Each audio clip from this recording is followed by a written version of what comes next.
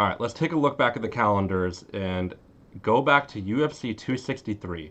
Dustin Poirier beats Conor McGregor for the second time in part three of their trilogy. And even at the press conference after, Dana says we have Poirier versus Oliveira later in the year, and they're going to fight for the belt. That was what everyone expected. If Conor won, it would have been the same thing with him fighting Oliveira for the belt. And these past few weeks, Poirier has been tweeting out at Nate Diaz, who they were scheduled to fight a while ago. It obviously never happened, and it would be a fun fight to see for sure. Now, the reason I think this is really interesting too is after these last two fights with Conor, I think Poirier has gotten, I would pretty confidently say, the best two paydays of his career. And we've learned that you don't have to be the best fighter to be the highest paid, or even kind of one of the highest paid, where these fighters are getting so much better at marketing themselves, growing an audience, so on and so forth. So I do think it's a negotiation tactic to bring Nate into this when he's really going to fight Oliveira and win that belt. However, it does beg the question of in the future, if we're going to see more guys seek after big, what we'll call money fights, I know it's a bit of a cliche term, instead of necessarily going for the championship, because you do have guys that are selling really big numbers, Sean O'Malley, for example, or you have guys like, especially maybe a year ago, Usman, who was not selling particularly well for a while. Khabib was barely known despite being undefeated and at this point one of the greatest champions we ever had. What do you think? Yeah, it's an interesting question, just because even outside the UFC, you're seeing this, for better or for worse, this new industry of TikTokers fighting each other and YouTubers fighting each other, and Ben Askren fighting Jake Paul, and now Aaron Woodley and Nate Robinson, and you got Logan Paul fighting Floyd Mayweather in boxing, and so like I think there is this sort of trend that's happening, and I think it's, yeah, even within the UFC and outside the UFC, I think guys are really social media is just going to keep getting bigger and bigger, and so if guys can develop these followings, like you said, Sean O'Malley is super popular. He's got his like YouTube channel. He's like extremely Doing everything. Yeah, he's going on podcasts like consistently. He's doing a great job at marketing himself, and yeah, I think the UFC it's a tough road. You look at like who Poirier had to fight. Like look at his resume, absolute killers and killers that he's just gone to war with. I don't know what he was making for each of those fights off the top of my head, but like I can't imagine it's. I imagine the Conor payday was more than probably at least 5 of those combined, and so Can I point like, something out? Do you know how yeah, much Conor allegedly made for the most recent Poirier fight that he lost? like 25 million or something. I heard 23 million. Yeah, yeah. Insane. So yeah, yeah, and I think, and not to be. I know these guys are fighters. I'm sure they're either aware of the risks or just don't care. But it seems like every year, at least with like the NFL as well, we're learning more and more about head trauma, and guys are probably trying to slowly become more intelligent about this, and maybe not just agreeing to fight anyone. I think there's something to be said for like the Vicente Luques or whoever else are just dogs and down to fight anyone, and we'll just make it a fun fight regardless. I do think guys are going to consistently start to try and go for these money fights, and maybe I think that might be good for the UFC. I think the UFC has a strong enough brand where it doesn't run the risk of becoming like a sideshow. I think Poirier versus Nate is still just a fun fight to happen. Like for example, Yeah. same as Masvidal and Nate Diaz headlining a pay-per-view. I think it allows the UFC to not be so rigid, and you can have these guys who would probably otherwise not fight each other get a chance to fight if they start chirping at each other on Twitter, things like that. And so I think it's good for the UFC, and it's just sort of relates to this growing trend of people who traditionally wouldn't be fighting each other. Right.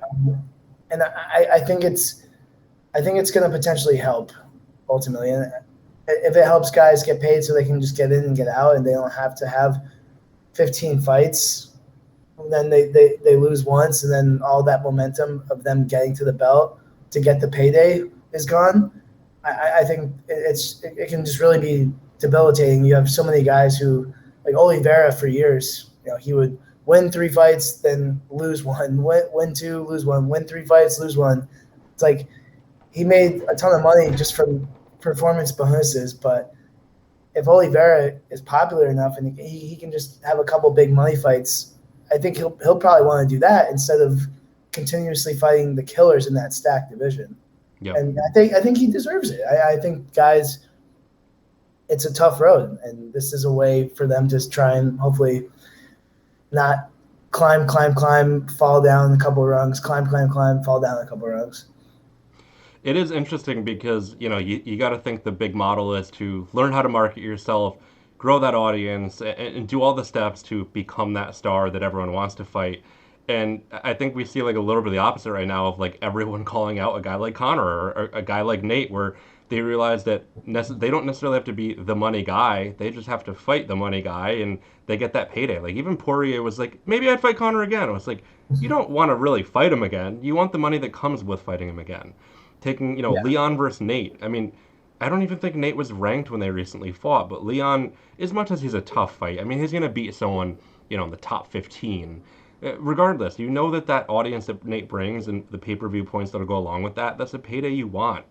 I mean, ideally, I think best case for the UFC is that the champions are these best-selling guys. Is it the truth right now? Not really. The champions mostly do sell well, but it'll be an interesting direction. I mean, these guys are outliers. There's not really one thing you can concretely say is going to make like these money guys who are who they are. Like it's not one ingredient that makes them, so popular with the fans. You can argue being, so real is the term that's used, where you look at Nate or you look at Masvidal or even Conor to an extent, although he's a little more of a showman. But there's not one way you go about being these guys. But it is an interesting kind of juxtaposition. But I think one more way to look at it too is you have these guys wanting to be fighters from, let's say, their teenage years, very early on. It's the dream of theirs. They dream about a belt for the most part. They're not dreaming about a giant payday. You have exceptions to the rule. Conor, when he first joined the UFC, was talking about how rich he was going to be. You knew this was going to happen all along if he got the opportunity.